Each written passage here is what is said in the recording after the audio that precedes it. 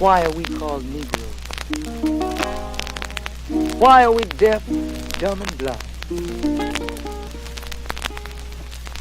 Why is everybody making progress, yet we seem to be lagging so far behind? Why are we mistreated? Why are we in this condition, stripped of our name, our language, our culture, our God, and our religion? Here in America, all of our religious training has been gotten by the preacher. He has told us of a heaven way up in the sky that we can't enjoy now, but rather after we die.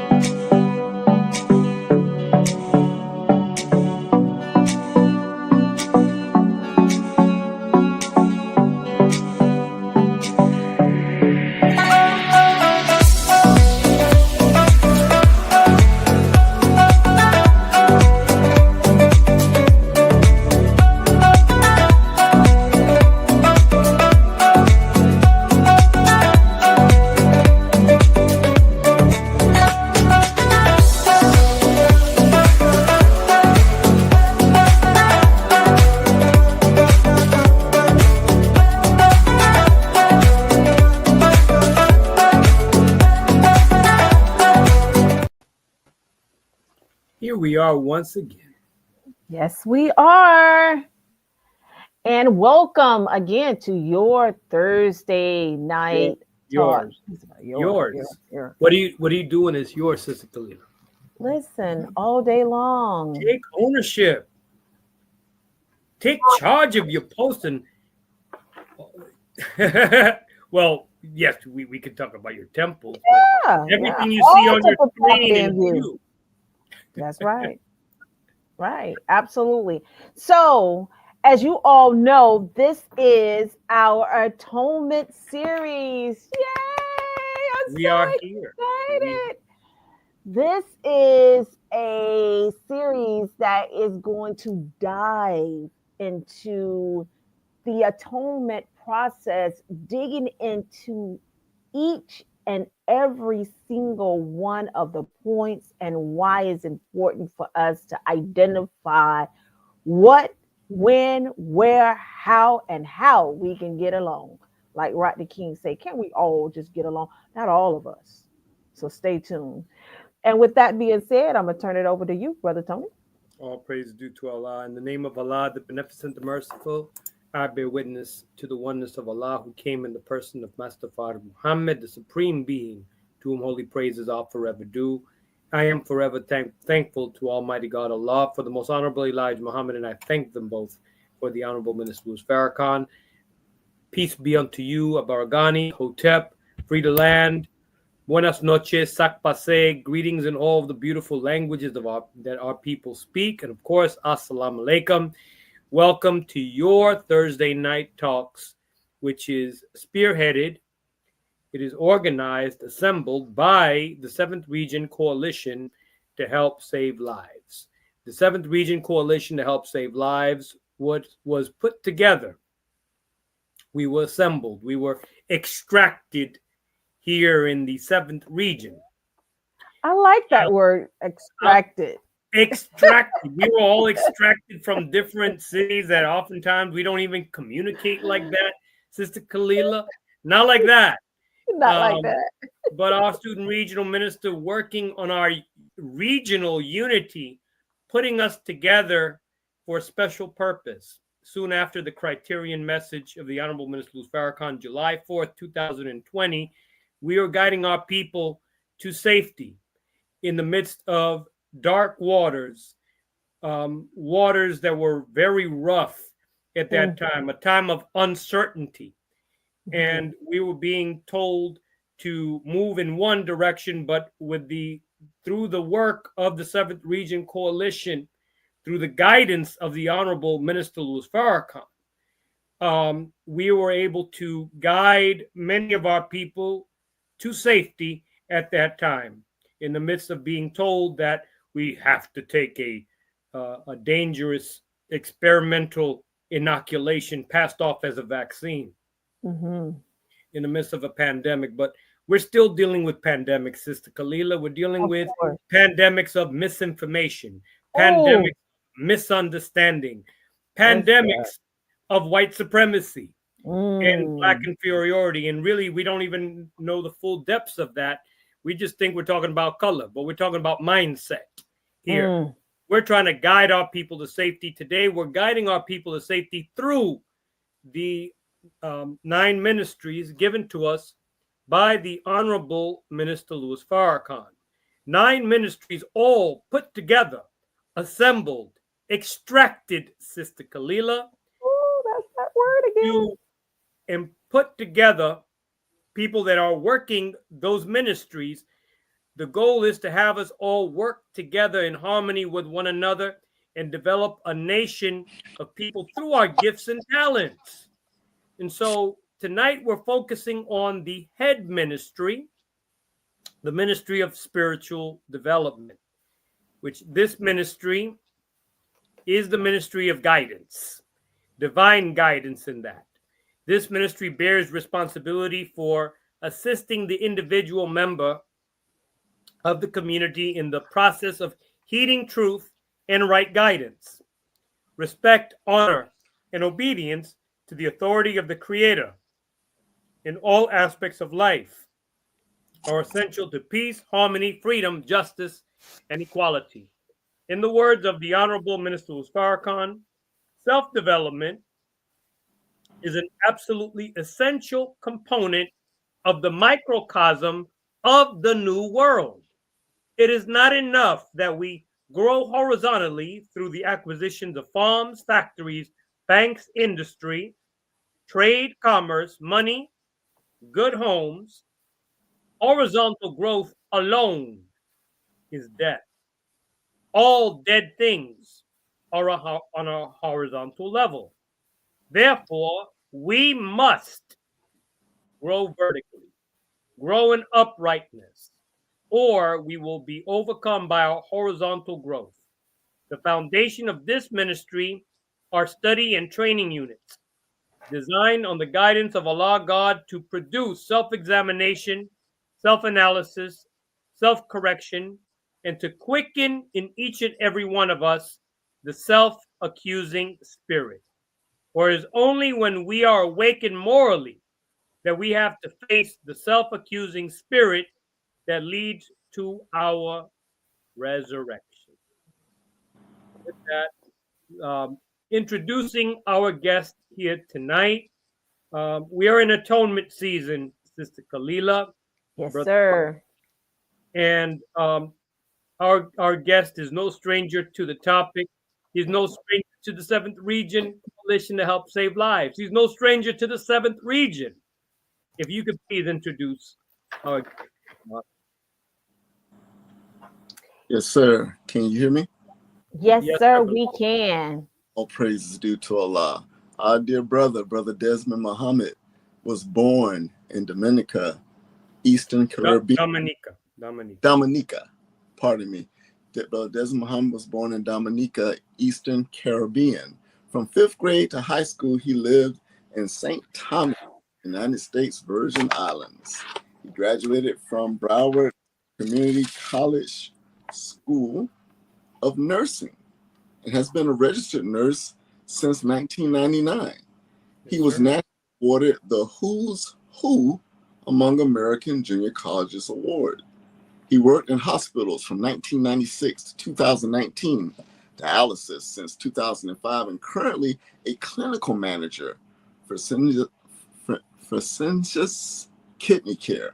His goals are to continue to help the Honorable Minister Louis Farrakhan spread the teachings of the Most Honorable Elijah Muhammad. In addition to finishing his book, The Consequences of Thought, finishing a reggae album, which is about 75% complete, That should be 100% complete. Now we should be hearing the reggae music. We should be hearing it right now on the exclusive 7th Region Coalition where we have saved lives. But continue. I'm sorry. Go ahead. And to go to law school in the future if Allah permits. His hobbies are reading and literary critique of short stories, vocabulary, educating, and playing the guitar. Let us welcome back, no stranger to Thursday Night Talks, our dear brother Desmond, brother student minister Desmond Muhammad. Bring him okay, before we bring Brother Desmond on, I want to do a highlight, right? So we can bring our brother right into this highlight, okay? And I'm just going to want to just uplift what we're talking about, right? We're talking about atonement. But let's break atonement down. To atone means, and this is coming from the Honorable Minister Louis Farrakhan, to atone means to be in harmony with the essence of one's divinity. Divinity. Thank you. In perfect unity with God. To be spiritually elevated into the mind and thinking of God is to know who and what God is. And to know who and what we are in the relationship to divine creator. The 8 steps of atonement message delivered by the Honorable Minister Louis Farrakhan on October the 16th, 1995, brought us back to that union with God and the divine order of the worship of one God, whom proper name is Allah. We are recognizing the 2 first steps of atonement, and that is pointing out the wrong and acknowledging the wrong. And so, with further ado, we're going to bring our this brother on with a wonderful, magnificent plot. We're going to just bring them on. We're going to need sound effects. I'm the sound effects. Woo! My brother like no other. Brother Minister Desmond, student. Brother Minister Desmond. We always got to put that student on because my brother is always studying. What's going on, my brother? Assalamu alaikum. Alaikum salam. Sister Kalila, if you let Brother Tony know, I'll be signing autographs right after the show. You better believe it. Wait in line. That was Skip. Assalamu alaikum. Salam, sir. Yeah, thank you for inviting me on. Thank you for coming on. Praise be to Allah. I don't take it for granted. Like I said, Student Minister Desmond is not a stranger to the 7th Region, former student minister out of Fort Lauderdale. There you student go. Regional captain. Right. And functioning in many capacities here in the 7th Region. We're very grateful for your service here in the 7th Region, with your work in the Caribbean, with your work there in Atlanta, Georgia now, Brother Desmond, and everywhere that you go in our nation. Praise be to Allah. And just a big brother. I mean, like no other. I mean, everywhere when you listen, when he called, it's like I'll be there. Yeah, okay. I'm just happy to see my brother, y'all. All right. Likewise. Turn it over to you. I'm sorry. Turn it over to you, Brother Tony. Praise be to Allah. Student Minister Desmond, we're going to begin our program. As was mentioned by Sister Kalila, this is the Atonement series, and that's why we brought you onto the program here tonight to discuss the first 2 points of the atonement process, pointing out the wrong and acknowledging the wrong. Pointing out the wrong and acknowledging the wrong, why are they perhaps the hardest steps in the process of atonement? Well, firstly, let me begin in the name of Allah, the Beneficent, the Merciful. I bear witness there's no God but Allah, and I bear witness that Muhammad certainly is his messenger. I'd like to greet you and, of course, your viewing audience in the greeting words of peace and paradise of Assalamu alaikum. Wa alaikum salam, sir.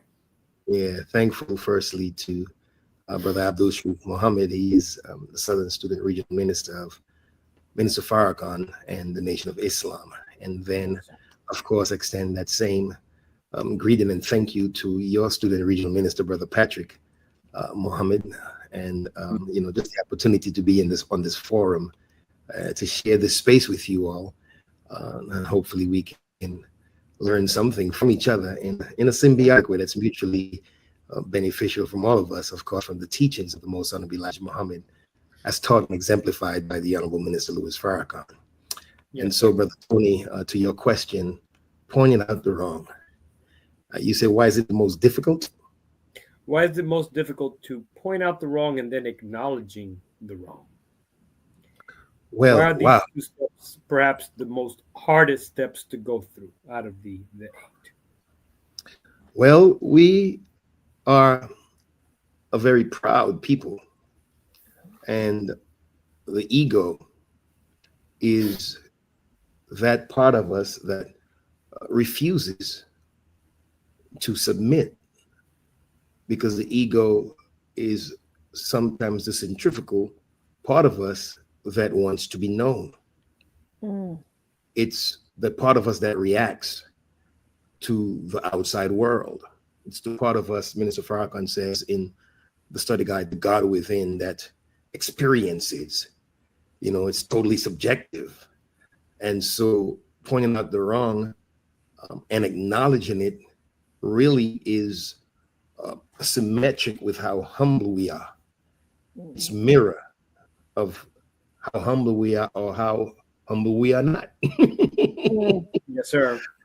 Because if we're wrong and we're born with a self-accusing spirit, and we can turn a blind eye or a deaf ear to our own conscience, especially when someone reminds us. Remember, the Holy Quran is reminding prophets, the believer. And so if we're not turning immediately to do an introspection to see, wow, what could I have done better? What could I have done differently to not offend? Whether it was intentional or not, I think most times what's on trial is our character, but we think that our intent is on trial. Well, I didn't mean to do you anything, you see? And so because I didn't mean to do you anything, I don't see why I should have to acknowledge. Whatever I've done, it was inadvertently. Sister Camila, hell, I stepped on your toe, but I didn't mean to step on your toe. So I don't have to take account because I didn't mean. And so when someone reminds us of that, then it shows us how humble we are, or it shows us, of course, how callous we are and how insensitive we are to other people's needs. How can you love God whom you've never seen and hate your brother who you see every day? Wow. Praise be to Allah. That's beautiful. I want to definitely dig right into that pointing out the wrong and just kind of share pretty much with what you just indicated. It specifies clearly in regards to pointing out the wrong that it requires the courage of conviction or a sense of duty, but should be done with care and for not to convict or to validate or for a valid reason, right? Such as improving situations, fostering understanding, or preventing harm. Now, how do we point out the wrong without causing harm or blame or trying to put someone down? How do we do that? Well, in the book Closing the Gap, I believe around page 45, the Honorable Minister Louis Farrakhan mentions that if you are a redeemer, or if you're following a redeemer, which this is a Judeo-Christian society, so the entire of America should be following Jesus the Christ, right? Muslims are following Muhammad and Abdullah, peace be upon him. We all following those that we say are redeemers. He said, if you are a redeemer, or if you are following a redeemer, you should be slow to anger. Then he said, you shouldn't, I'm paraphrasing, tit for tat. You know, you do it, I'll do it back. You kill my dog, I'll slay your cat. You know, we shouldn't do that. He said, when you respond, even if sometimes you have the right to respond, but if you choose not to respond in that vindictive spiritual manner, he say, if you do that, then you injure the process by which the sinner comes back to redemption.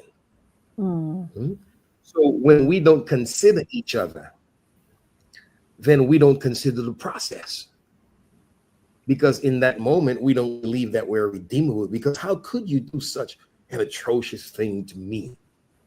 Do you know who you injured? Do you know what you injured? Listen to what Minister Farag and how he defines the self. See, it's all about myself. He says the uniting principle underlying all subjective experience. That which knows, remembers, desires, suffers, being the same thought, being of one with the rest, oneself. So if it's the fulcrum here is a subjective experience, then in our own subjectivity, only thing we see is ourself. Remember, pain is highly subjective. Right. And so when we experience pain, disappointment with each other, then the self is bruised, the ego is bruised. And so it precludes us, if we're not humble, of the atonement process. Right. Another thing that we should be contemplating as I bring this to a close is that the innocent goes to trial. So just because you're not guilty of anything, it doesn't mean we're not going to be tried. It doesn't mean we're not going to be bruised. It doesn't mean that someone is not going to inadvertently do something to us or maliciously do something to us. Right. Bigger question is, how did you respond? How did I respond?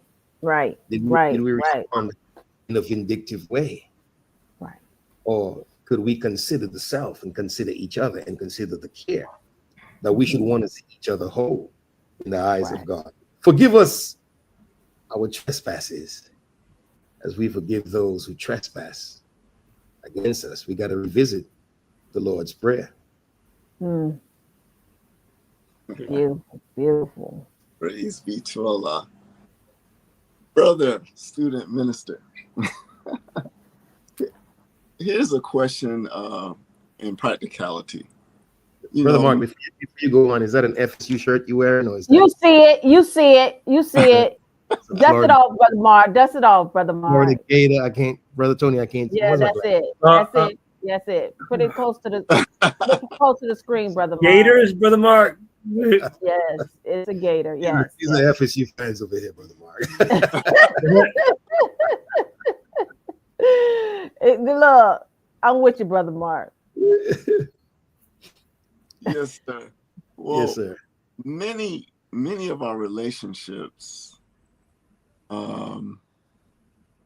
whether it's brother to brother, sister to sister, or primarily husband and wife, many relationships involve being stuck on the very first step.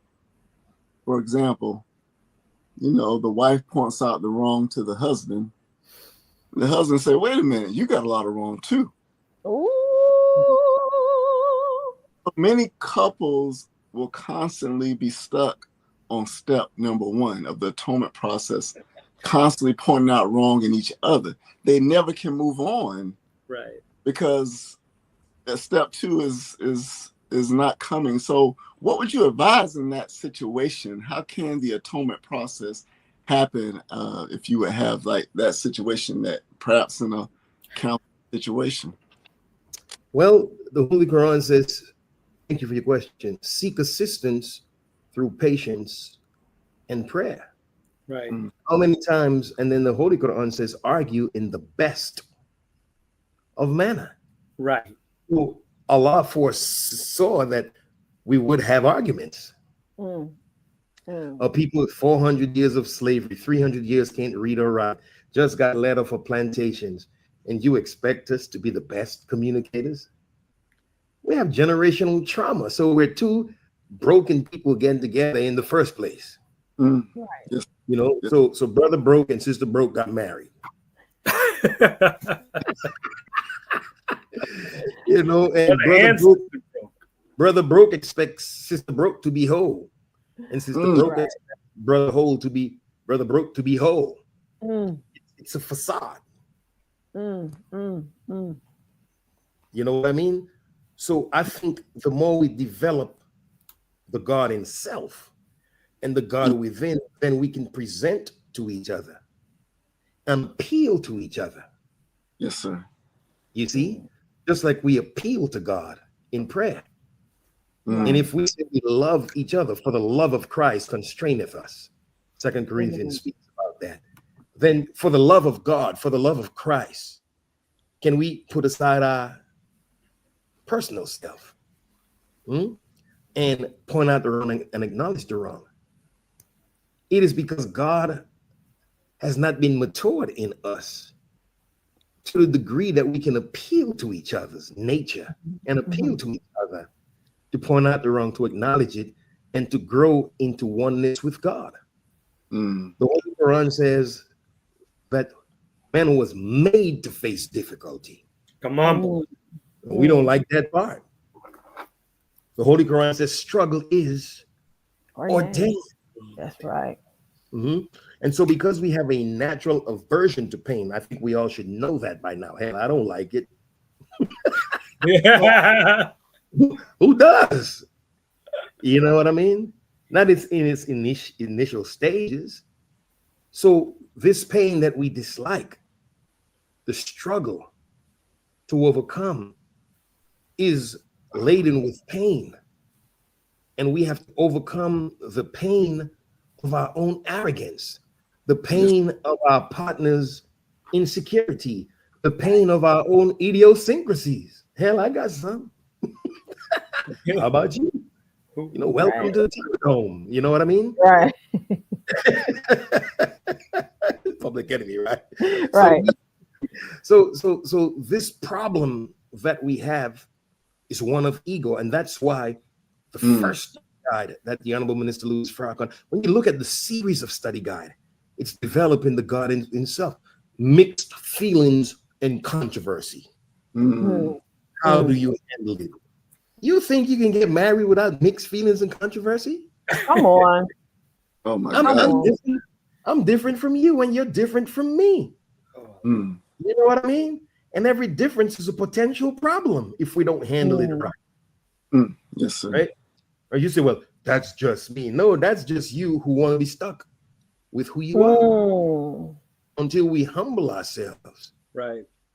And seek God and see God in each other. That's why we have to get back to the language of the Most Honorable Elijah Muhammad. Every time you look at a black man, you're looking at God. Look at a black woman, you're looking at God. The black woman is the second self of God. Well, how do you talk to God? Come on. These are not cliches and mantras. These are the manifestation of our growth and development somewhere in the future. We're not there yet. But our intentions should be perfect as it relates to each other, because matters of the heart are serious. And if you don't want to atone and you find yourself having difficulty atoning, marriage ain't for you. Beautiful. Because marriage and the institution of marriage is an incubator that forges growth of the attributes of God. You want to know how kind you are? Get married. Yeah. Let's see if you can maintain your kindness and increase your kindness in the midst of your disappointment. That's right. How kind are you? Well, we're gonna find out. Oh Lord. You know what? You disturbed me this month. I ain't paying the rent. What the hell? You disturbed me too. No bean soup. Oh my God. Ain't no bean soup. No bean pie either. Ain't nothing going on but the rent. It begins with prayer. Come on. Because the Holy Quran says prayer is what fosters growth in us. It connects us to Allah. But it's very hard for those who are not humble. Yeah, very hard. Very hard for those who are not humble. So the process of resurrection, Mr. Farrakhan says in Closing the Gap, begins with enticing each other. I looked up that word enticing, and man, it's wooing. It's stating an advantage. Come on. It's using charm language, words of endearment, making someone see the reward of if they do such and such, what the reward would be. How do we entice each other to the truth? Not beat each other with the truth. Uh-oh. Hello, somebody. That's right. That's right. So very important that we learn to communicate and we learn to pray. And when you find yourself raising your voices, maybe it's time to take an impasse. Let's table that. And maybe you should look for counsel.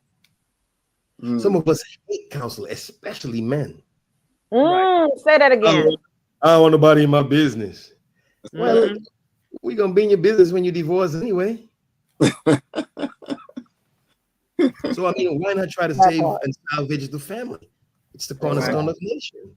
So we hate counsel. How can you hate counsel as a Muslim or as a Christian when, one of the chapters of the Holy Quran is Ashura, the council? Come on. You hate the Holy Quran? Think about it. It's our ego. It's our pride. And Allah says he seizes a people with distress and affliction until they humble themselves. So all of us are being humbled. This is the day of being humbled. You will see Allah himself will create the circumstances in each and every one of our lives to humble us so we can get to the point, Brother Tony, Sister Kalila, Brother Mark, where we may point out the wrong and acknowledge it. And we will see that the formula to success is when we're able to sit at the table of brotherhood and appeal to each other's nature. Right. And we can make tremendous progress in that manner. Like when you go for a job interview and you know how to appeal to the person who's interviewing you, try with your wife and your husband.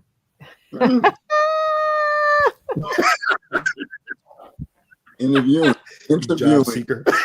Yeah. Listen, when we realize that we have potentially offended someone else, or maybe someone is reacting to us in a manner as a result of our own ways, of the way that we have offended. We have to, when we approach someone else about some type of wrong that has been committed, whether that other person committed the wrong or we committed the wrong, we have to be very sensitive. And as you put it, Brother Desmond, humble in the situation. We can't approach the situation like, look, man, I need to talk to you like now. That's not appealing to the God. Appealing to the God is seeking a resolve in the situation. You are my brother, and I'm acknowledging, and I'm seeing you as my brother. I'm seeing you as my sister. That's right. And I really want this situation resolved. Explaining the intention to the person, whether I have done the offense or the other person has done the offending, or maybe both parties have done quite a bit of offending of one another. We have to approach the situation with humility and with sensitivity. Yes, sir. Brother Desmond, I do, on that note, I'd like to share this quote by the Honorable Minister Louis Farrakhan, and I would love for you to expound a bit on it, just on your reflection. Please weigh in on this quote. The Honorable Minister Louis Farrakhan said in 1982, this is in a message that it appeared in, I believe it was 4 editions ago in the Final Call newspaper. It's entitled Correct the Wrong. It appeared in 1982. It says here, the Honorable Elijah Muhammad has advised the nations of the earth and us as individuals to correct the wrong. One of the greatest attributes of Allah God is his abundant mercy. He is oft returning to mercy and forgiving. But we, his servants, must be worthy of his forgiveness. We must take the proper steps to receive his forgiveness. And one of those steps is that we must correct our wrongs. If you could reflect on these words, beloved. Well, thank you, Brother Tony. Jesus said, "You shall know the truth, and the truth shall set you free." That's right. So when the truth about our wrong is exposed, do we accept the truth? Mm-hmm. If not, we become imprisoned by the truth. Teach. Right? Instead of the truth freeing us, now the truth works against us because we fail to acknowledge it and make the correction. The truth is you did such and such in such a negative way. I mean, that's truth, but that's not positive truth. You see? So when we recognize truth, as Minister Farrakhan points out, and then we're able to diagnose what the wrong is, then we have to correct it. We would be hypocrites and hypocritical to go to a doctor, receive a diagnosis, and not want to correct the wrong. Not want to correct the disease, not want to correct the deviation from homeostasis or normalcy or balance or whatever that is. So why do we look for correction and balance from the outside world as it affects us on the inside? But when it comes from the inside, we're very slow and nonchalant about it. Minister Farrakhan said these words about the ego in The God Within. He said the ego has a tendency to centralize all action around itself. Wow. So if we don't correct the wrong, then we're going to lose favor with God. And because Allah has shared his essence with each of us, we love what Allah loves and we actually hate what Allah hates. So when we don't correct the wrong, we're causing really not just a breakup between two people, but we're affecting an entire community. Children are affected, cousins are affected, brothers are affected, sisters are affected. The entire community is affected. You see, we have to correct the wrong. If we don't, then we give what is called generational trauma. That's why Allah says, prepare slaughter for the children, for the iniquities of their fathers. Why? Because we pass things on to our children. Oh my God, all the time. We pass it on to our children because our children look at us and initially they mimic us until they grow in intelligence. And if we fail to grapple with the growing intelligence in our own homes, then we have to correct the wrong. How many people have gone through divorces and gone to their children and apologized? Good teaching. Good teaching. Apologize to your children because I did everything I could. I tried to fight to stay in it, son, daughter. I didn't. I failed the family. That's a humble disposition. Because you know you've caused some hurt in your children, but like us, we said, well, they're gonna get over it. Really? And you're a redeemer and following a redeemer? My God. That's not the right disposition. We have to correct the wrong because the Nation of Islam is all wise and does everything right and exact. Mistakes shall not exist. They happen, but when we're growing into God's, as we recognize the mistakes, we move quickly and swiftly to correct it. If not, we continue to kill the self-accusing spirit, and then we reach a point where the Honorable Minister Louis Farrakhan said our conscience becomes seared. When our conscience becomes seared, then the self-accusing spirit is no more. So no matter how much correction, no matter how much admonition, no matter how much warning some of us get, it's falling on deaf ears because we've seared our conscience because of repetitive wrong, because of the inability to correct the wrong. the inability to correct the wrong in our bodies leave us in a position that is considered immunocompromised. When our immunity is suppressed and we immunosuppressed, immunocompromised, it means that now we're susceptible to a whole lot of other disease. Come on. Right. So part of correcting the wrong is strengthening our spiritual immunity. So we're not susceptible to repetitive wrong and the inability to correct the wrong or get into the practice of correcting the wrong, where it becomes part of our nature. That whenever we wrong someone, we want to honestly and sincerely correct that wrong. Praise be to Allah. Brother Desmond, two things come to mind in you relaying this to us. Children being affected. This especially comes out what they stay very silent about oftentimes start coming out. If not when they're children, it's like an explosion in adolescence and later on in life if the situation is not addressed.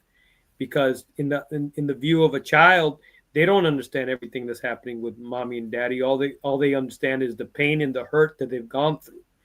And so as adults, that's where we ourselves, we have to be humble and realize that they have been affected also.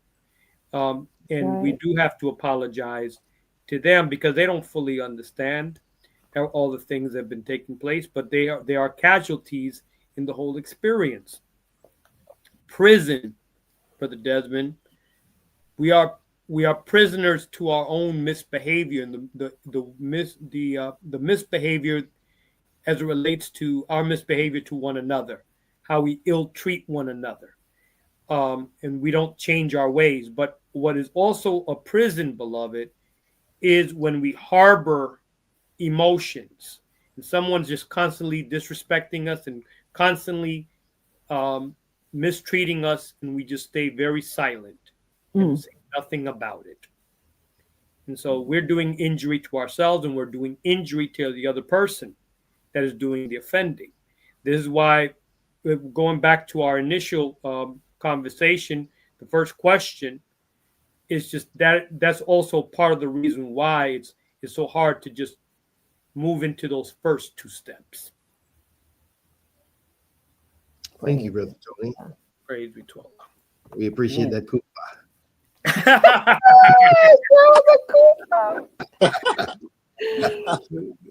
Praise be to Allah. I love laughing, man. No, but this conversation is rich, beloved. It is. It is bringing that out of me. Absolutely. I mean, let's look at this scenario. Okay. Please. If you won't be sensitive to your own children, come on. What chance do I stand? Show me what you're working with. Very good teaching. Very good teaching. I don't back to the ego, beloved. I'm the adult. I am the father. I am the mother. You don't talk to me that way. That's the ego. It's the ego.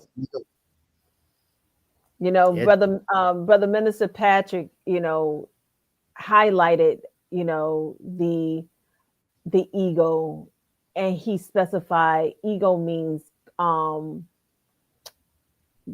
did he say is it like edging God out? Edging God out. Right. And your mind is oblivious to what God is trying to show you through acknowledging you're wrong. And because you're not centered and you don't want to be centered in God because you want to be right.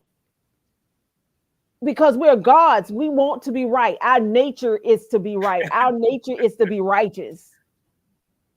We don't use the divine righteousness and we seek our own accommodations and our validations. And I think that's where with this next question, Brother Desmond, acknowledging, when you're wrong, avoids taking responsibility. for your mistakes, which fosters trust, growth,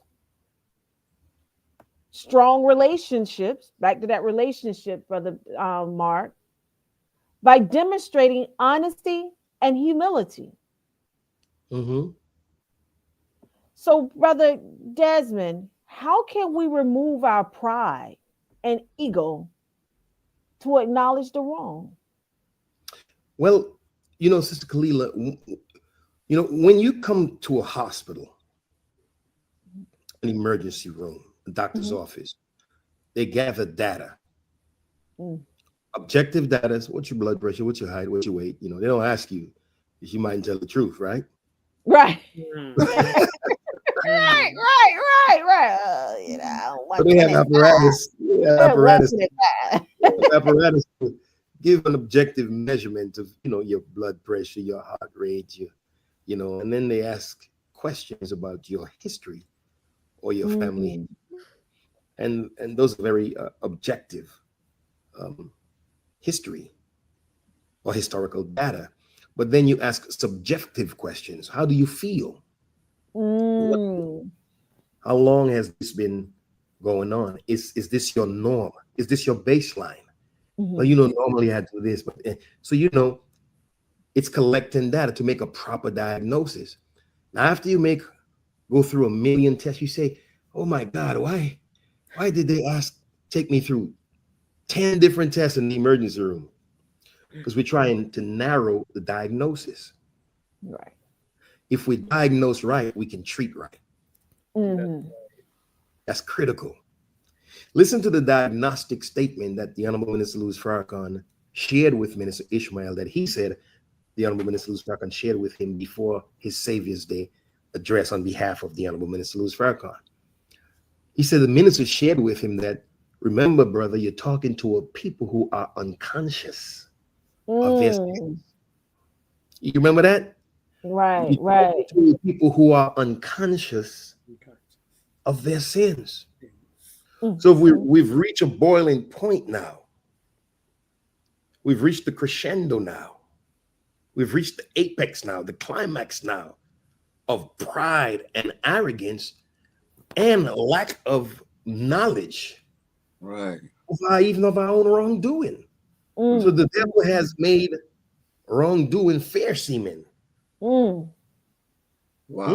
Think about it. He's reversed the roles, reversed good and evil, and now it's convoluted in the minds of the people. So people are just doing wrong and think they're doing right. That's where we are. So now this requires a lot more patience from those of us who are waking up by Allah's permission through the guidance of the Honorable Elijah Muhammad and the Honorable Minister Louis Farrakhan. It requires us to be not judgmental with people in their transition. It requires us to bear patiently whatever the people have to give until further proof comes to them that what you're giving to them is from God. You have to know that when you plant a seed by Allah's permission, then Allah himself will create the circumstances to grow that seed. So we pass what we've learned on to people, and then we let go. And everyone grows stage after stage differently. Some people matriculate very fast. Right. And other people need remedial training. Man, I'm gonna see you after school. Detention. Brother Tony, that's your kind of language, right? I'll see you in summer school. I couldn't get it in there. I'm not gonna be there in summer school with them. Hey, you're gonna learn. Maybe today. Maybe it'll take some time for you to learn. And we do have to approach it like that, Brother Desmond. Absolutely. So to your point, Sister Kalila, we have to be conscious. The people are conscious of their sins. So it's going to take kindness. It's going to take wooing. It's going to take inspiring. you know, and it's going to take time because time is the great equalizer. Come on. And it's a fraud. It's beautiful. And when we have patience with people, then we can continue to treat them the same, regardless of the condition that we see them in. Forgive us our sins as we forgive those who trespass against us. So the redeeming quality is one it's a heavy load. Right. Because you have to bear the burden of their disbelief until further proof comes. Minister Farrakhan has done that quite well. You know, we've been in and out of the nation, in and out of the mosque, in and out of our nature, in and out of marriages, in and out of divorces, but he continues to be gentle with us. And he never throws us away. The redeeming quality, come on, of a man. And so we all also have to take on that disposition. Yes, sir. For each other. Right. Yes, sir. You know, also too, Minister, I always look at people, you know, where they are and where they can potentially be. But a lot of people feel the reason why I cannot acknowledge is because I'm better than you. And I don't have to acknowledge you. You know, I had a situation at my job. I take escalated calls, and we have this this member. What's an escalated call? Like people yeah, well, an escalated call is somebody that wants to speak to a supervisor. Gotcha. And they say, hey, you know, I don't even want to deal with you because you don't know what you're talking about. And we have a situation here that this guy, as soon as they hear someone that's overseas, they immediately say, hey, I need to speak to somebody stateside. I don't even want to talk to you. I don't even think that you can help me. I don't even think you're worthy of helping me. So, of course, I was honored to get that call. And, you know, the first thing when I when the person let me know, hey, this person wants to speak to a supervisor, and they indicated that they did not want to speak to anyone from Puerto Rico or anyone overseas, and they would like to speak to somebody stateside. I said, okay, bring them. Bring them. So I take the call. Of course, this brother's name is a Muslim name. So I'm like, So I said, and so you can hear the accent very strongly, but it's one of those that, you know, I live in a high rise now. I came from overseas. Now I'm in a whole different climate now. You know, I'm a doctor, I'm a lawyer, and I don't want to talk to nobody there because I don't feel that they can help me like somebody in the United States. I said, okay. So he started indicating his issue, his situation, and so forth. So I just repeated the same information that the person who transferred him repeated it. Oh, you're not answering. You're not helping me. I said, well, what would you like for me to help you with? Are you stateside? I said, why would it matter? You asked me a question. I gave you the answer. Now let's talk about why you don't like my answer. Because the answer is what it is. There's no way we can change it or alter it. It is what it is. Well, and I said, and I noticed that you were transferred because you said that you didn't want to speak to one of my colleagues that is overseas. Is that correct? No. What I was saying was I said, I know exactly what you said. And that's why you got transferred to me.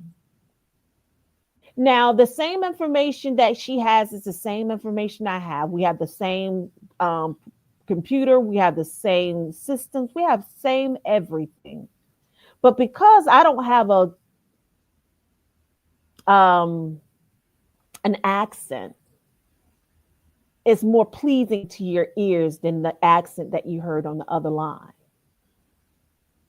But did I not say the same exact gave you the same exact information that she gave you? Yes. So am I helping you as much as she could have helped you? No, I just think that I know exactly what it is. So again, didn't even want to identify the wrong, but I took it a step further. And he specified that, I was just a little upset. And now you're acknowledging why, but deep inside, going deep inside, you really wanted to speak to somebody that you felt that is on your same level and not beneath you. And so when you are identifying with pointing out the wrong and acknowledging the wrong, a lot of times because you feel like you are so above a person that you can't even say, you know what? That was me. I was a little bit biased. I heard your accent and I didn't think that you were able to help me.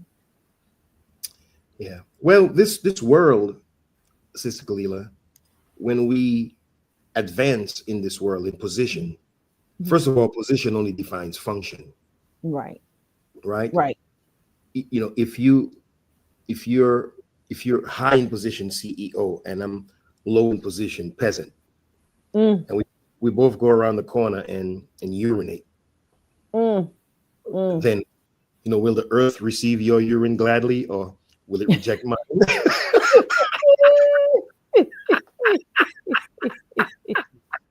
Right. I know it sounds vulgar, but I want you to pH level maybe I want you to disabuse yourself that your urine is so sacred that the earth wouldn't welcome mine.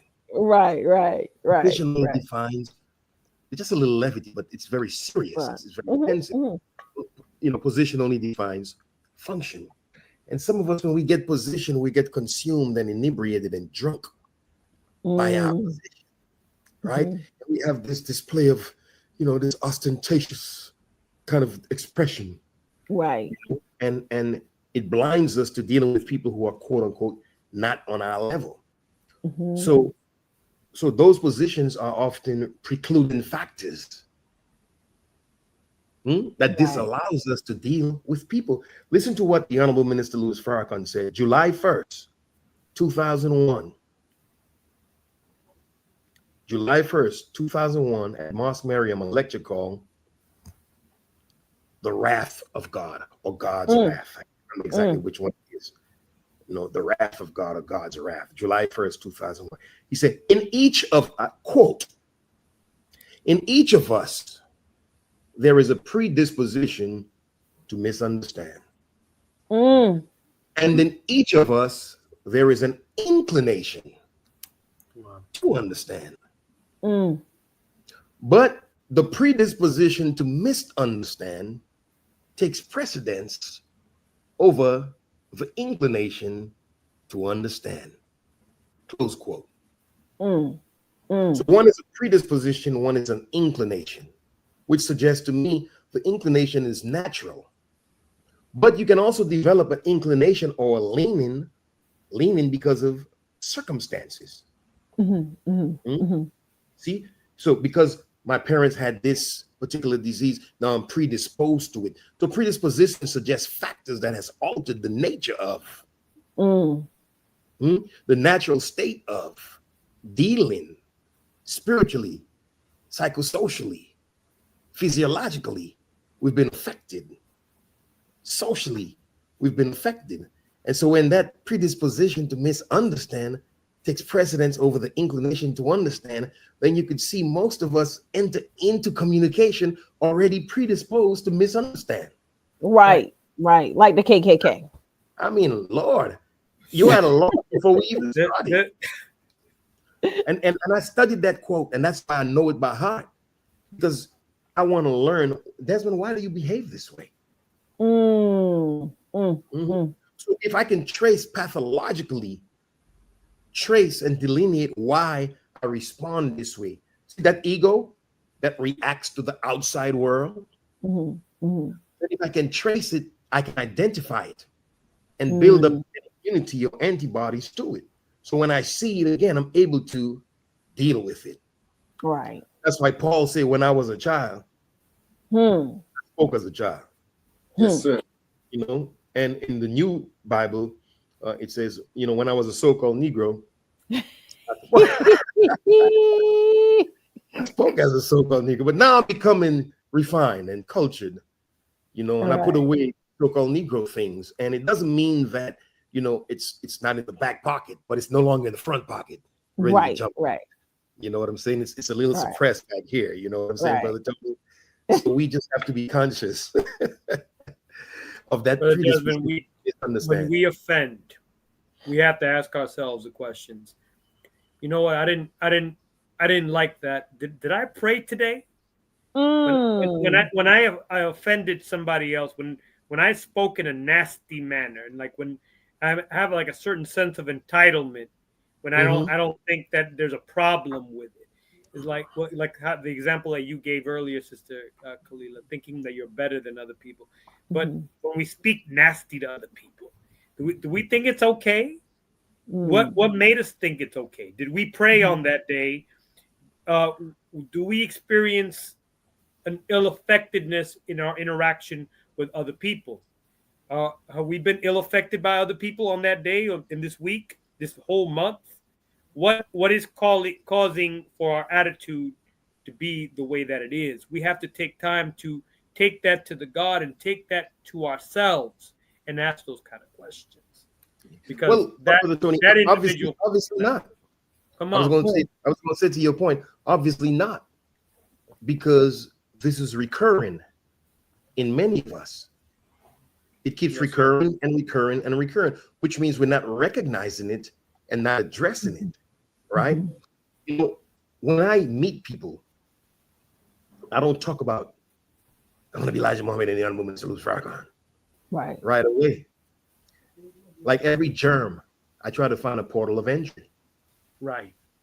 You know, most germs are not pathogenic. Most germs don't cause disease. And when your immunity is strong, sometimes your body breaks down that germ. Right. So the end result is not disease causing. You see? So if I meet Brother Mark, let's say I meet Brother Mark and I don't know Brother Mark, you know immediately what I'm going to talk about? I'm going to talk about them Gators.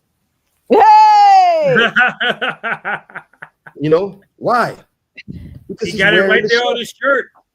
He's wearing the shirt, which means he has an affinity for that topic. Common reality. Come on. Right? That's my portal of entry. Right. If he's wearing USC, I don't care nothing about no USC, but in that moment I do. Right. Because it's my portal of entry. I'm meeting him where he is. Once I can start conversation, then it builds communication. It naturally builds affinity, then it builds reality.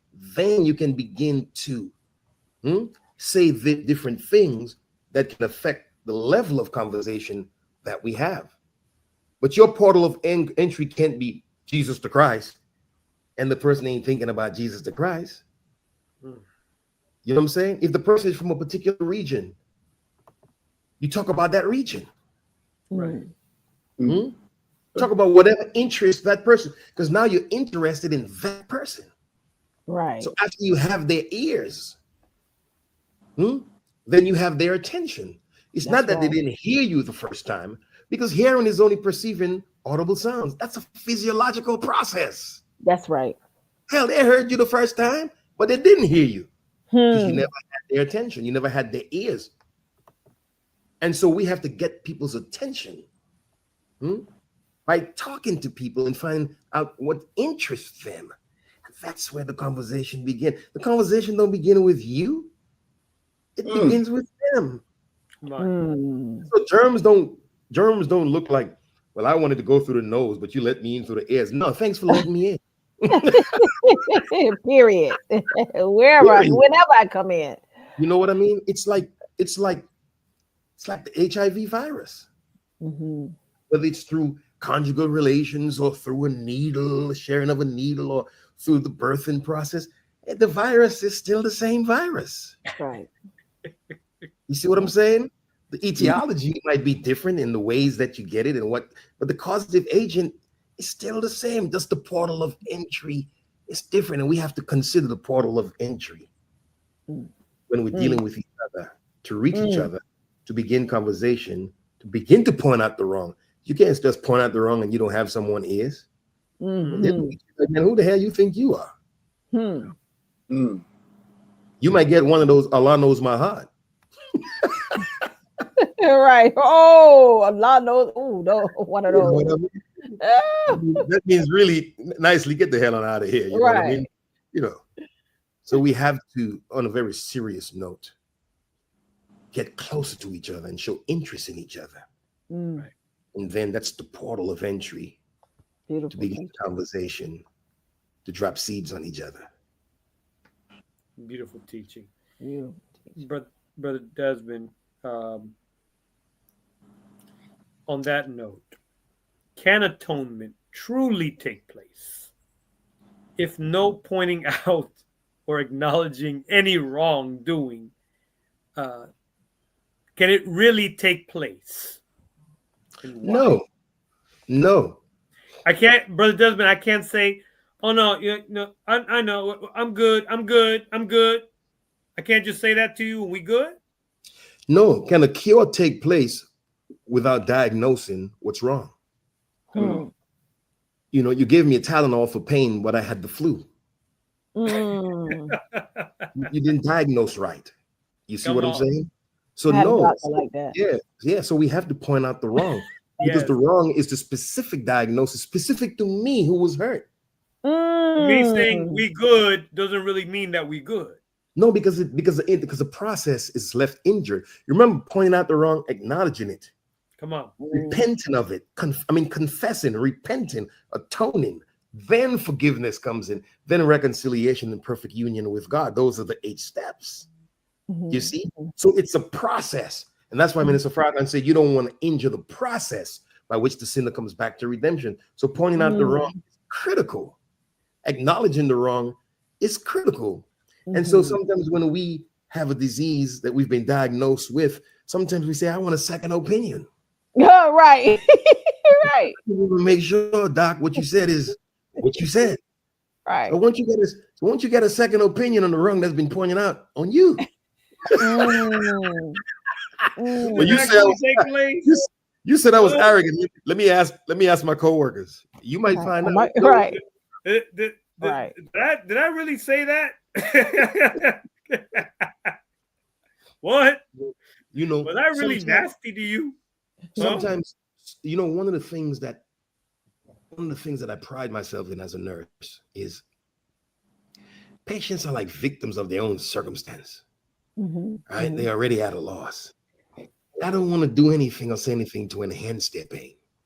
And sometimes it may mean security, you know what I'm saying, to remove them in that moment because they may disturb the entire atmosphere because we have other patients.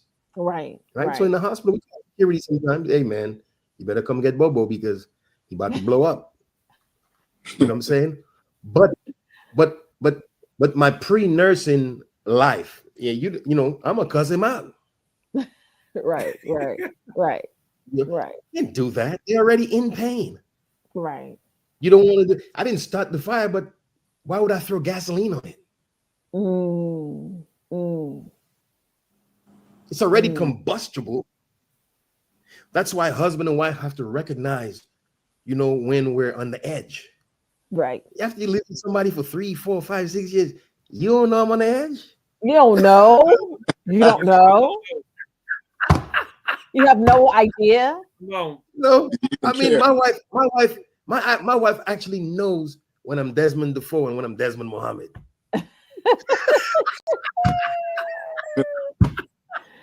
You didn't see the flames? Yes, Brother Desmond.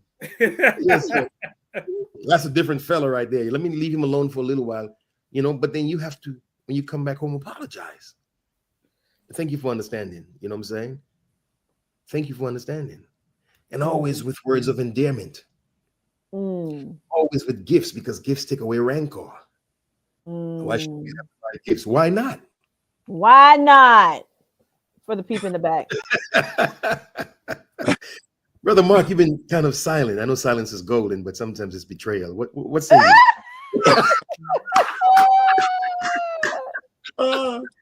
No, this is very good.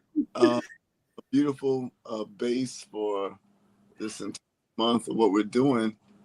I had a question. Because I think this is very good for us to really plumb these first two steps, because it really lays the base for a successful atonement. It seems that denial is a major obstacle to acknowledging wrong. What is at the root of refusing to acknowledge wrong?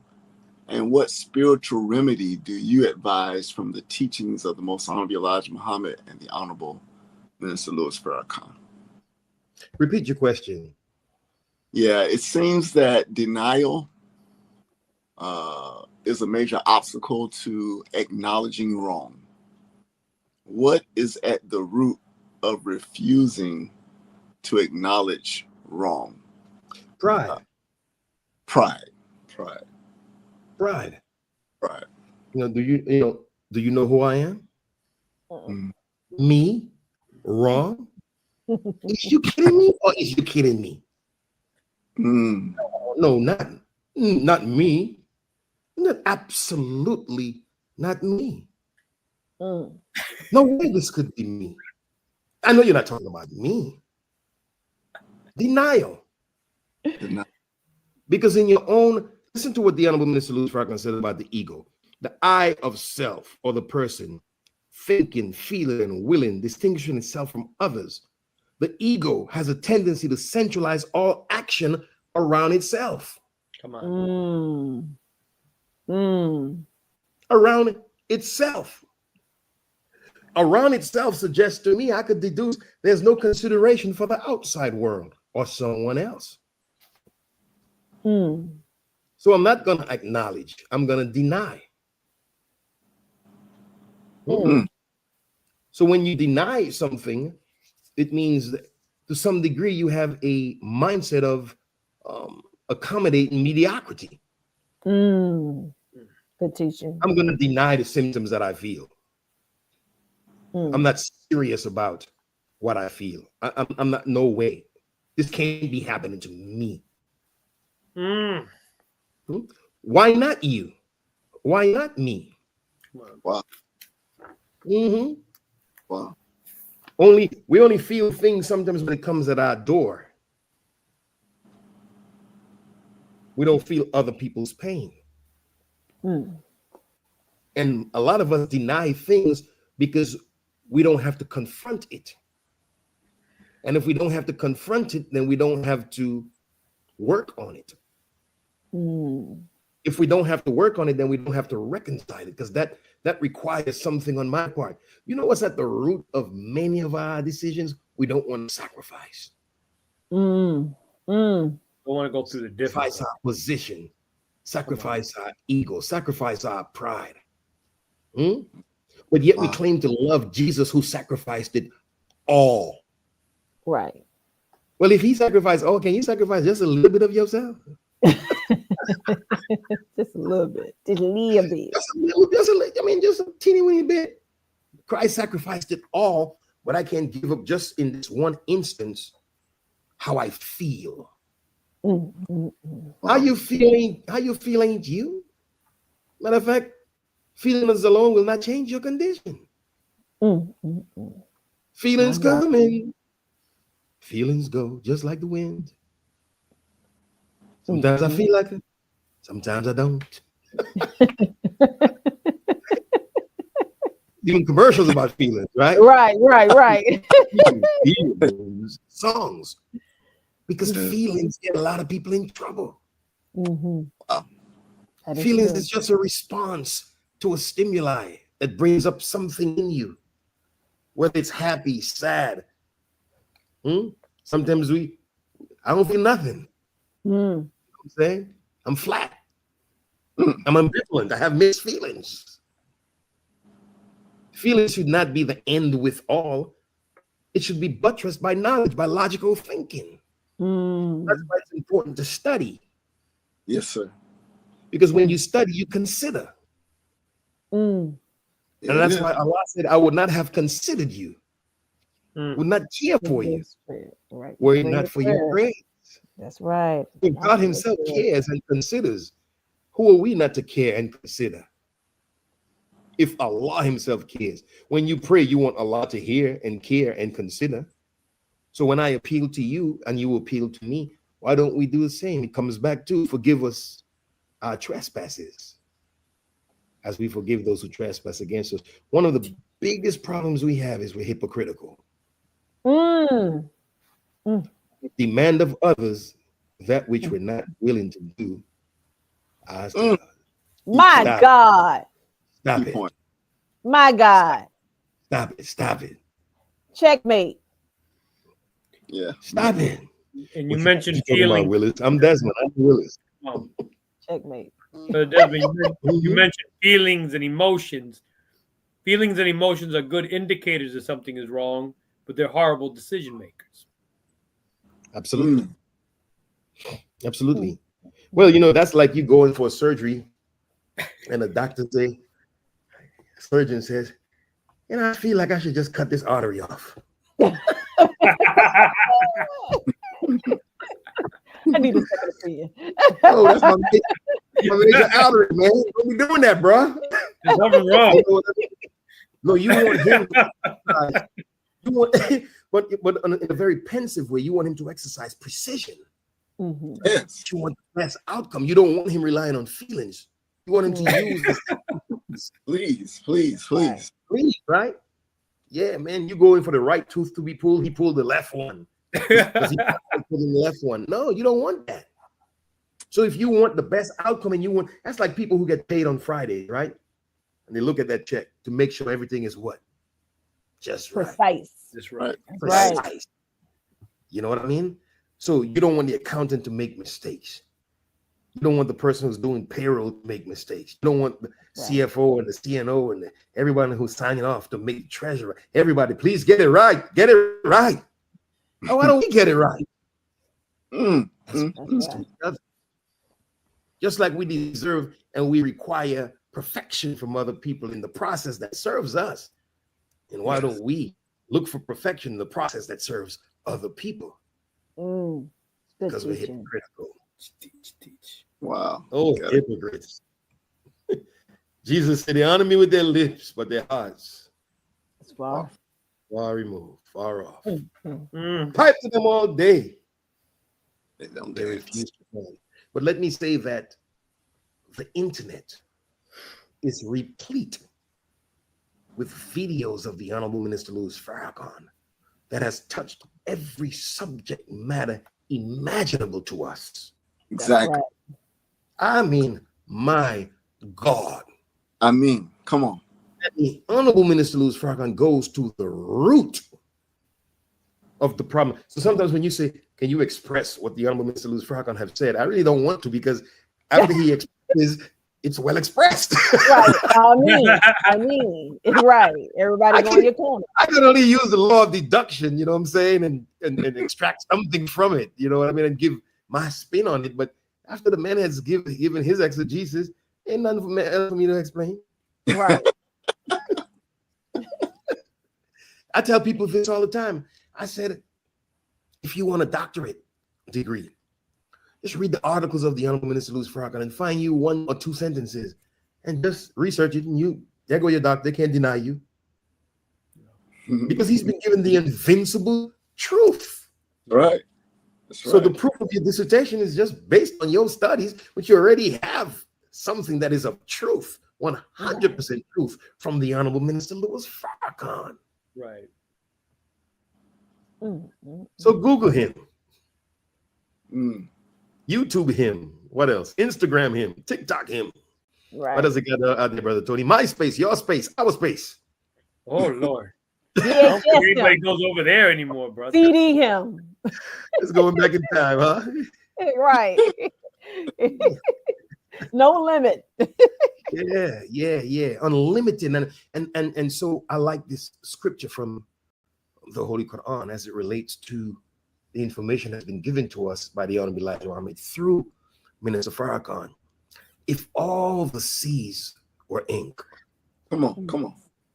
with 7 more seas, 7th region, added to it. Talk to us. And if all the trees were pen, Come on. you could not exhaust the words of my Lord. So I would say pointing out the wrong and acknowledging it begins with the spiritual. Right. It begins with the spiritual. It don't begin with just some cliche or some mantra. Those things are okay, but they don't have transformative power.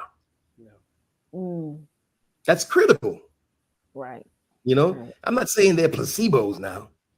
I'm saying they do all right, but they're not going to transform us from slaves to gods. They just don't have that power. The Honorable Elijah Muhammad said, in the words of light, life, and power. So we have to give them what the Honorable Minister Louis Farrakhan has said to begin to wake up the conscience.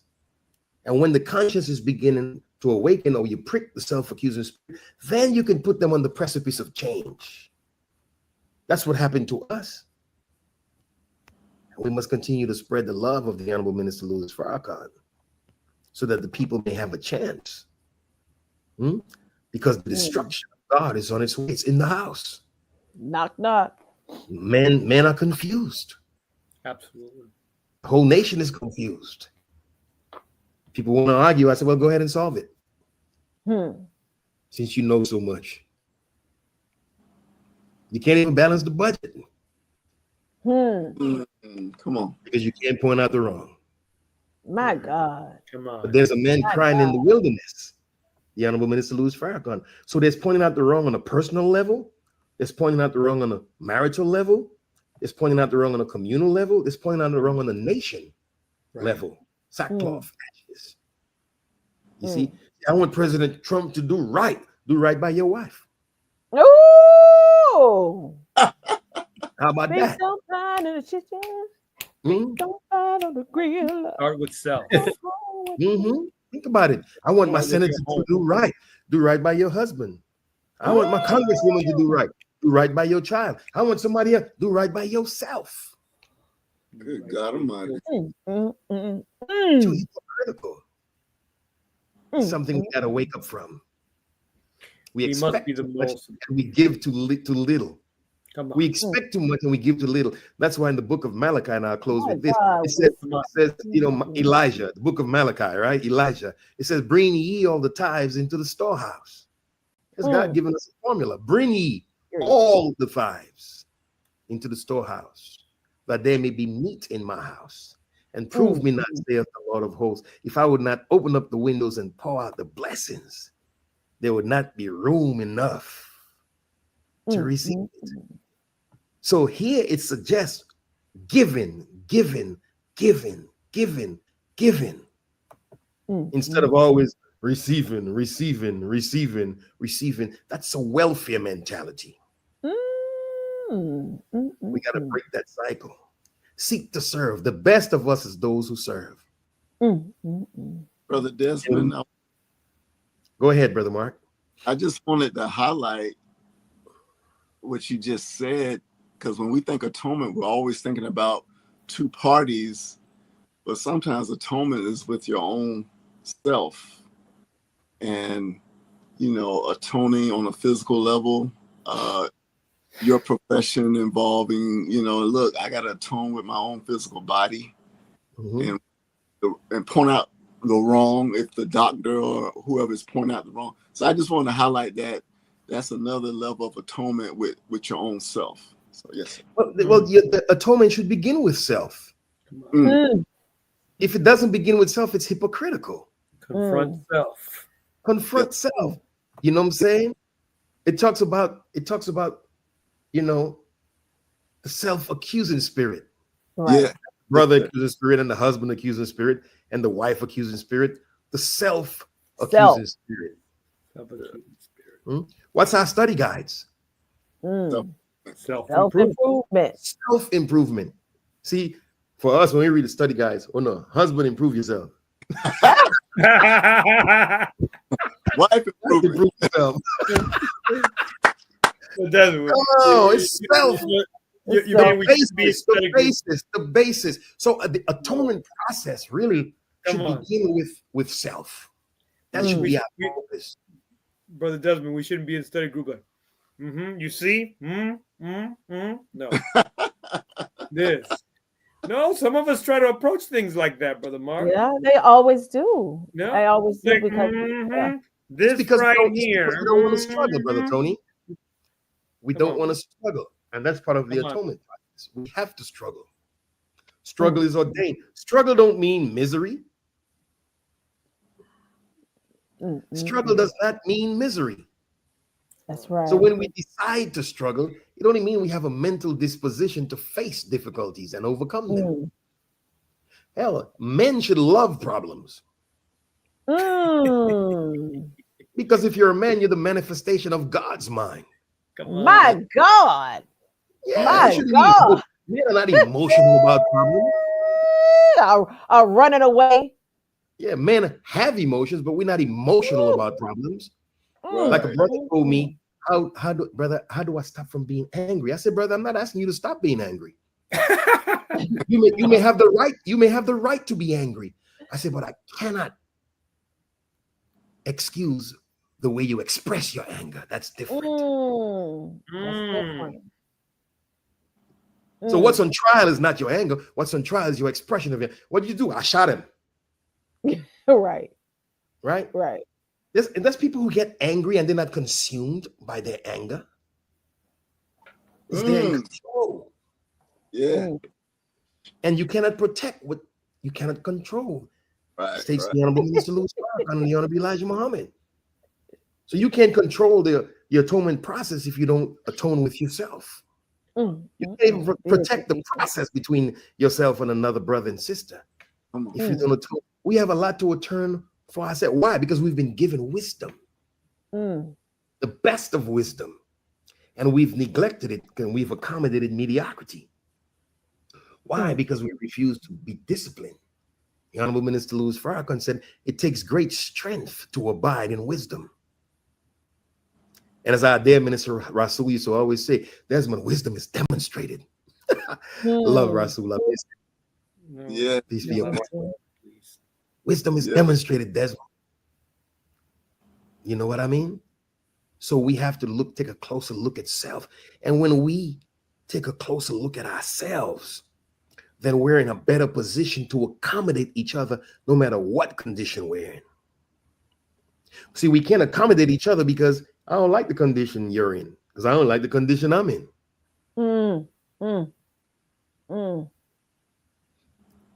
That's why Minister Farrakhan says there's 3 stages of being good.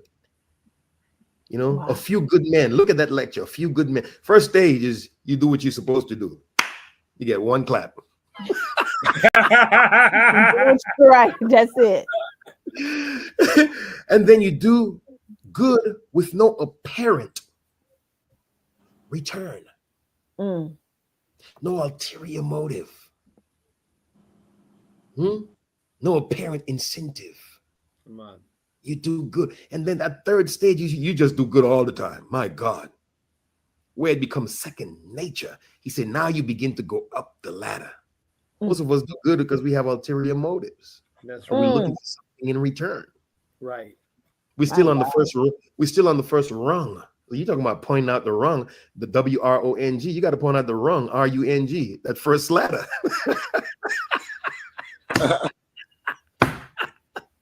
Just a little alliteration, Brother Tony. You're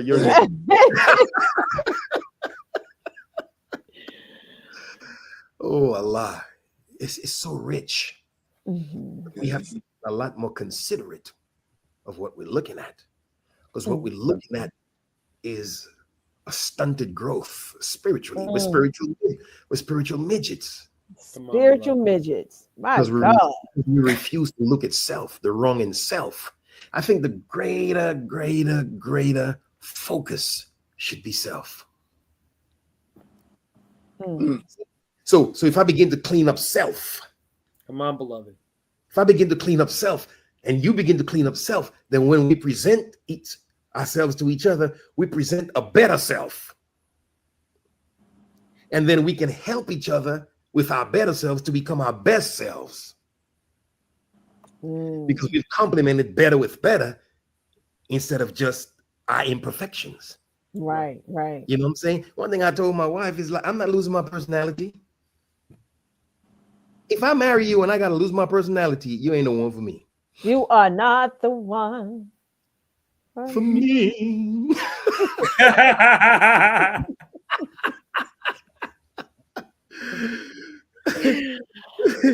You know, when was the last time you finished a book? Well, I just bought 5 new ones. No, when was the last time you read one cover to cover? Right, from cover to cover. You must have visited me very recently. Atone with yourself. Read a book cover to cover. When was the last time you learned a new vocabulary? When was the last time you paid attention to yourself? When was the last time you did a supererogatory prayer? That's prayer beyond obligation. Like the Holy Quran said, wake up in the middle of the night and read. It says the one in the morning is witnessed. Right? Yes, sir. Not just prescribed prayer, but supererogatory.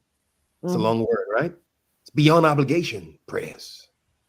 When was the last time you fell on your knees and prayed specifically for someone? Oh, I'll help this person. You know, I met a patient who, man, he was going blind, and he told me he could only see, you know, lights and whatnot, and he's about to go get his eyes evaluated, you know, and I prayed for him. Allah give him back his sight if it's to his will.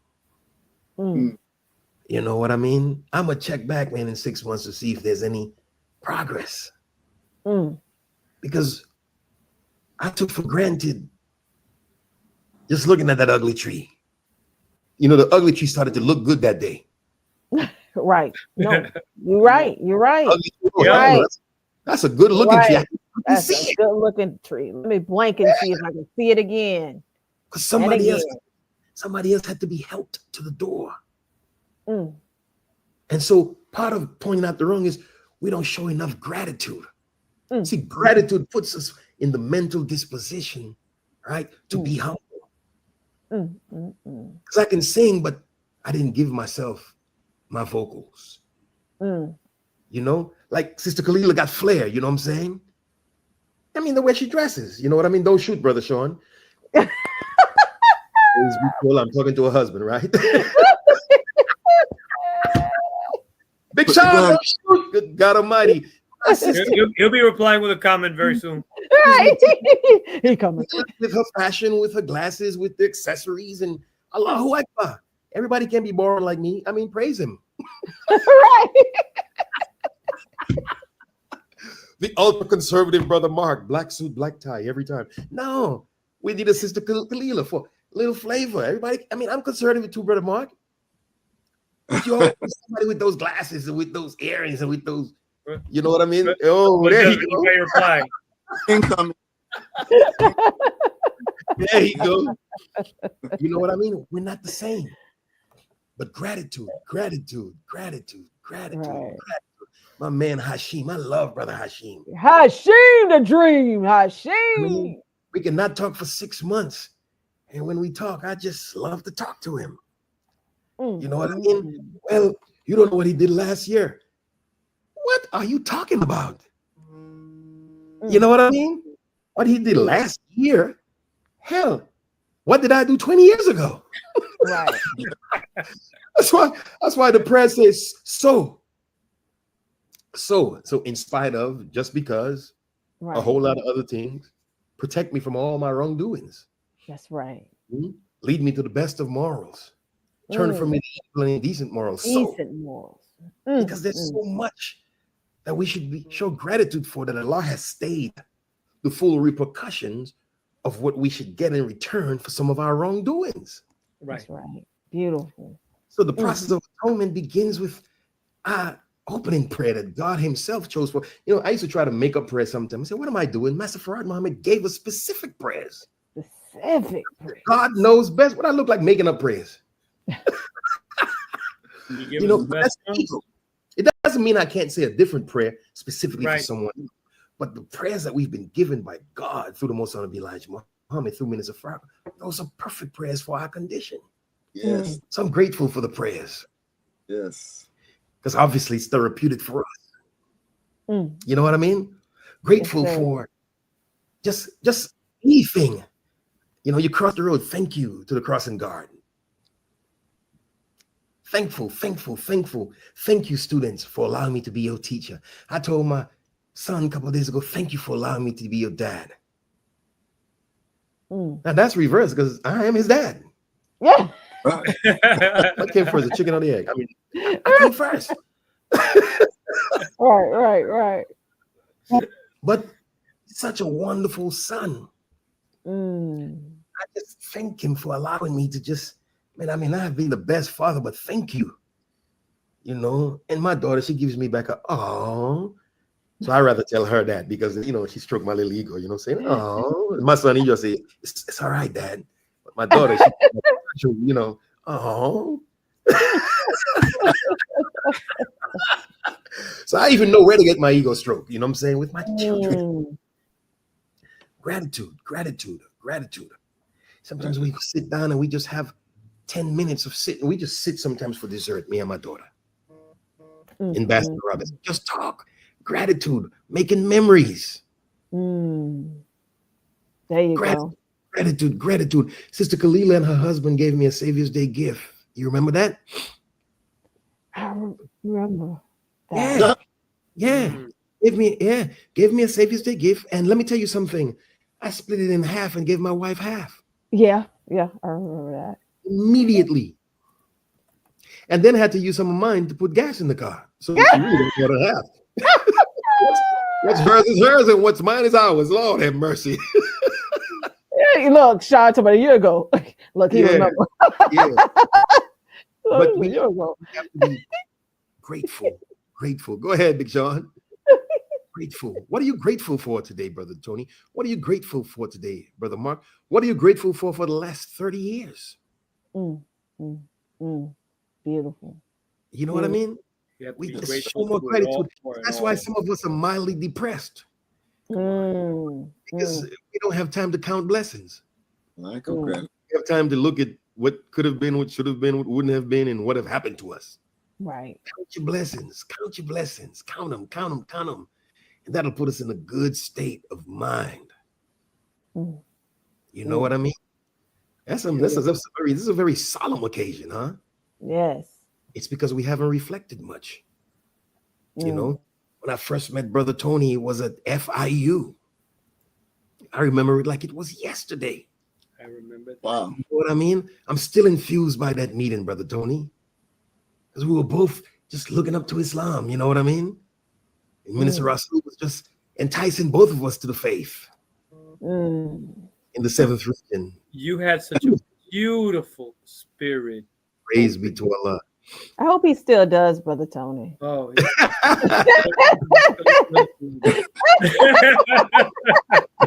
tell you what, Sister Khalil and Brother Sean, next time you all have the fight in the backyard and don't invite me. Listen.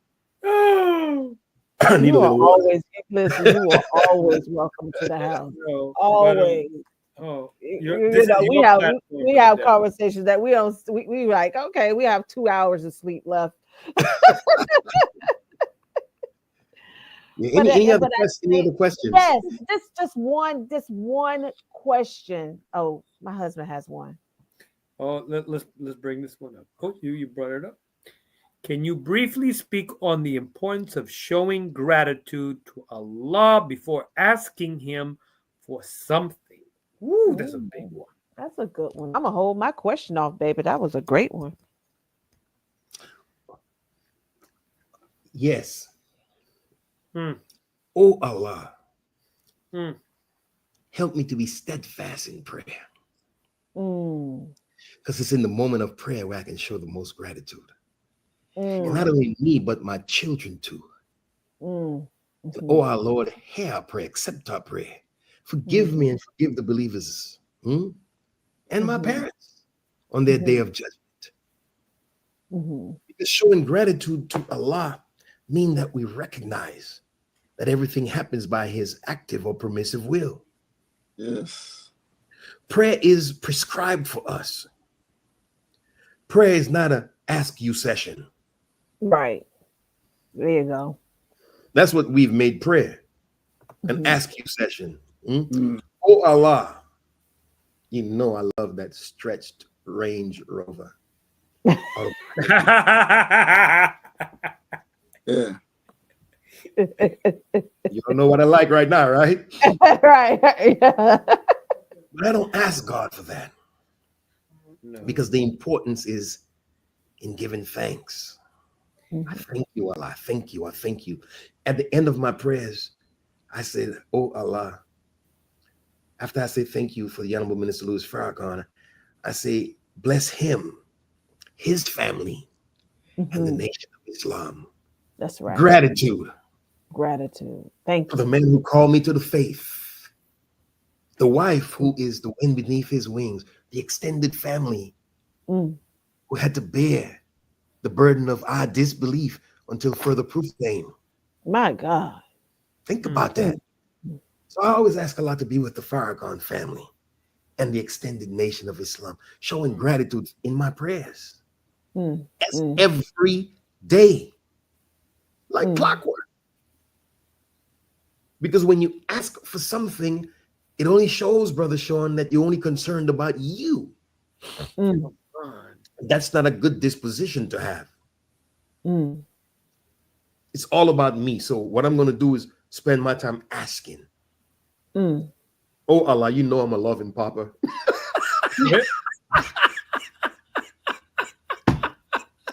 That's P-A-U. I know I ain't perfect. You know. But thank you for everything. You know, always asking. Show gratitude. Come on. How do you show gratitude? It's by acts of devotion. Come on, beloved. Always thankful to Allah. With those around you. That's love. You always show love. Show love. Show love. Show love. Yeah. You know, that's why I said to you at the beginning of the show, thank you. Yes. For giving me this forum to express myself. Yes. You know, I've earned the right to be here, you know. Negro, if you don't stop, I mean, you know, always show thanks first, because when you show thanks first, it begins to nurture humility. Wow. And Brother Sean, if you're grateful over little, then maybe when you ask for more, Allah will give you stewardship over a lot. Yes. Beautiful. Think about that. What about our trials? Should we be thankful for our trials as well? Absolutely. Come on. Absolutely. You know, Jesus, when he was given the cup, you know, it wasn't no raspberry juice in there. You know, was it a raspberry lemonade? Bitter. You know, and man, pass this cup passed me by. That's the humanity. Yes, sir. But if Allah desires that I drink, then I'm a drink. Yes, sir. You see what I'm saying? Because the song in the church say, at the cross where I first saw the light. That's right. The burdens of my heart roll away. It was there at the cross by faith. At the cross. I received my sight at the cross. I received my sight at the cross. At the cross. Why? Because the innocent goes to trial. Trials purify. Allah said he would take the last people, or the people who've been through the furnace of affliction, to be his chosen people. That's us. According to the Honorable Elijah Muhammad. Teach, beloved. And so trials are necessary to establish the truth of the kingdom of God that will come on earth, as we've been taught. Come on. So our suffering as Black people is not in vain, because the trial that we have been through has purified us as a people. And those of us who survive the war of Armageddon will gladly serve God. You ain't got to worry about serving God. Gladly. Because what we begin to see now is just the beginning of sorrows. Come on. My God. So either we go through the trials that's sometimes self-imposed, or we get humbled by God with extensive trials. And if you have noticed something about trials, they keep recurring until you pass that test. My God. You know, new trial. No, same one. Same one. Right. You're going to keep getting Make that up fifth grade. test. You ain't going to the sixth grade now. You same try. It's going to keep recurring. Look, when husband and wife disagree and one tells the truth and the other one doesn't acknowledge it, guess what? Allah allows it to resurface again. And again. And again. And again. And again. Until, you humble yourself. And until you humble yourself and you say, oh, man, yeah, that's me. Allah will keep resurfacing it. Some people, it takes 3 weeks. Some people, it takes 3 months. Some people, it takes 3 years. Some of us, 30 years. We just submit for nothing. I mean, for nothing. Wow.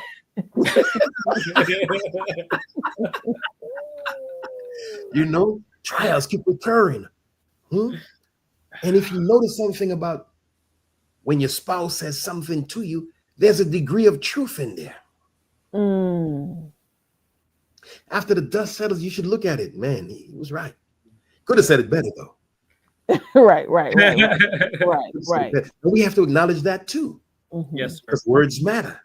But most times we tell each other the truth. And then when your spouse brings up a grievance, it's not the forum for you to bring up a grievance. Oh my God! Whoa. Well, I'm kind of suing. No. You address the grievance. That's time to listen. And then later on, you deal with the other grievance. Right. It's unfair. Some other time. While a grievance is being brought up. Right. For you to bring up a counter grievance. To do what? Belittle your spouse? It's like mockery, man. I mean, think of why did you bring up your grievance in the midst of your spouse bringing up their grievance? Ego. Pride. Ego. Don't want to acknowledge the wrong. Are you trying to deflate me? Are you trying to taper off? Yep. What you guilty of? Why don't you acknowledge the wrong that I've pointed out? Why don't I acknowledge the wrong that you've pointed out? Why counter grieve? Or counter sue? Come on. Ego. I thank you for pointing out the wrong. As a matter of fact, Minister Farrakhan says you can't get to perfection unless there's correction. Hello, somebody. It is. So if you drops the mic. So if you want to be perfect, as you've already claimed to be, as you claim, you should love correction. Why? Because who Christ love, he chastens much. Can't get to perfection unless the correction, unless you just want to remain the same old ugly you and the same old ugly me. Correction is good because it leads to perfection. So thank you for your question, Brother Sean. And yes, sir, it was a year ago.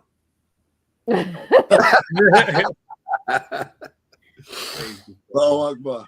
And this is a beautiful show. I will pray you all continue with this show. Thank you. And may Allah bless us to humble ourselves, to begin to show more gratitude, to point out the wrong. Yes, sir. Yes, sir. Just yesterday I was drinking and too drunk to drive home, sleeping in my car, and then a young brother, Dr. Paul McComb, and Brother Dwayne took me to the Million Man March. I'm indebted to them for the rest of my life. You know what I mean? They took me to the Million Man March. They didn't have to take me. You know what I mean? And there I heard a word that, man, hey, you can have these. I don't need these anymore. Lifestyle now. Because a brother cared to invite me to a Million Man March. Think about that. You know what I'm saying? So So what do I look like pointing out Paul's wrong? Man, I'm so busy being thankful to him for inviting me to the march. Every time I talk to him, I say, man, thank you for inviting me to the march. That invitation started me on my journey to Islam. Mm. Wow. I'm forever grateful. Gratitude. So he drinks. I ask him, what brand liquor do you drink? You know what I mean? I'm not trying to encourage him to drink, and he doesn't drink, you know, but I'm just saying that I was blind, now I see. Right. You know, that's what the man with Jesus, the blind man, spoke about. Man, who's saying it? Well, you know, all these things about Jesus. No, man, I was blind, now I see. We're showing gratitude, even if the Sadducees and Pharisees were trying to paint Jesus in this corner that he can't extricate himself from, can't free himself from. Blind man say, I wasn't going for that okie doke. Man, I'm so grateful. I can see the rain, I can see the trees, I can see. I can see. So what have we said to each other that has helped each other? Settle on the best part. That's right. You mean you've said nothing nice to me, Sister Kalila, in the last 10 years? Brother Sean has said nothing nice to me. Brother Tony, nothing nice to me. Why do we settle on the poor part all the time? Come on, beloved. We ain't even chose it. We ain't even chose the poor part. Yeah, what kind of policeman are you? Rotten cop, you. Chosen ourselves for the best part. We chose the best part of. Best part. So point out the wrong. Show gratitude, as Brother Sean said. Gratitude first. Yeah. Stop asking for everything. I'll think about it. Yeah. And while we in the asking business, Brother Desmond, we need your support. We do need your support. You know, StreamYard doesn't say, "Oh, you're so not so nice." You talk about atonement. We're gonna give you these broadcasts for free. No, we have to pay just like everybody else. That's right. And even if you are able to make a small donation, beloved family, every small amount counts. Every amount counts. We thank you. We thank you for whatever you're able to give tonight so we could continue these broadcasts and continue to bring to you quality programming that is meant to transform lives. That's what we are on the mission about. We are about improvement of the quality of life that we are living through the 9 ministries given to us by the Honorable Minister Louis Farrakhan. We are in atonement season, beloved family. Yeah. And we thank you for whatever you're able to give tonight. May Allah continue to bless you all and your families. Next week, we're going to be continuing these programs on atonement. Tonight, we focused on pointing out the wrong and acknowledging the wrong. Next week, we're going to be focusing on the next 2 steps, which is confess the fault. First to Allah, God, and then to those offended, and also repentance. And so we look out for who we're going to be having on to the program. We look forward to these beautiful and awesome conversations. And Sister Kalila, Brother Desmond, Brother Mark, we want to encourage everyone tuning in to make it to your local Muhammad Mosque or Muhammad Study Group in your cities, as we're going to be observing the Holy Day of Atonement later on this month. On Sunday, October the 19th, we will have a keynote address at your local mosques. Please, and study groups, please attend and join with the family, join with the believers, and join with those of us who are striving to put those beautiful principles of atonement into effect, not for just our benefit, but the benefit of our families, our community, our nation. And so let's make it out to our local mosques and study groups. Brother Desmond, do you have anything to add? Brother Mark, we're commemorating the 30th anniversary, Brother Desmond, the 30th anniversary of the Million Man March. And keep in mind, y'all can. Yes. I love y'all. I love each and every single one of y'all. But you know, my StreamYard. You know, I want this to be a replay, y'all. Yes. Okay. We gotta keep it brief. So Yeah, we're also announcing the birth anniversary of the Most Honorable Elijah Muhammad, October the 7th. Yes. Absolutely. Positively. Thank you for that, Brother Mark. Thank you. Thank you. Thank you. It's a day of service for us, Brother Mark. Yes, sir. And to the believers who have, kind things to say on your show, I just pray that I'm worthy to live up to those kind words. God, so humble. God, dog. That's why you my brother, y'all. You're so humble. Praise be to Allah. But listen, Brother Ian Richard is showing part 3 answer. Yes. In Atlanta this Saturday. Come on. Those of you within proximity. Those of you in proximity, I think you better drive up because it's limited. He only has 3 more locations. I think Atlanta, Boston, and St. Louis, and it's going to be down for a while until he works out everything else. So if you do not want to miss it, you might want to drive to Atlanta. You want to miss it. You do not want to miss it. Get with the MGT down there and get your ticket, and you might want to check it out. We do not want to miss it. We were blessed.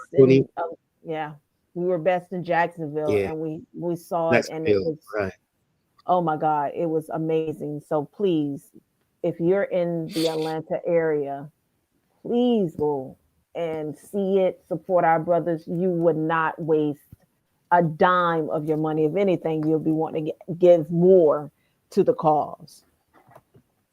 Praise be to Allah. My closing remarks. My closing remarks, Brother Tony, would be Philippians 4, verse 8. And I would ask us to read Philippians 4:8 and keep it close to our hearts. And it says, finally, brothers and sisters, whatsoever is true, whatsoever is noble, whatsoever is right, whatsoever is pure, whatsoever is lovely, and whatsoever is admirable, if anything is excellent or praiseworthy, think about these things. Those are the things that we should keep on our minds: nobility, truth, right, pure, love. Those are what we need to keep in our hearts. And Allah will begin to move us and shape us into what He wants us to become. But we got to feed on the Word of God. Yes, sir, beloved. All praise be to Allah. Don't cry, Brother Tony. He'll cry in the car. All right. Tune in next Tune in next Thursday. Same channel, different day, but same. Yeah, we don't want to say same bat channel, same bat time, because we're not bats. May Allah continue to bless you all and your families. Tune in next week. Assalamu alaikum.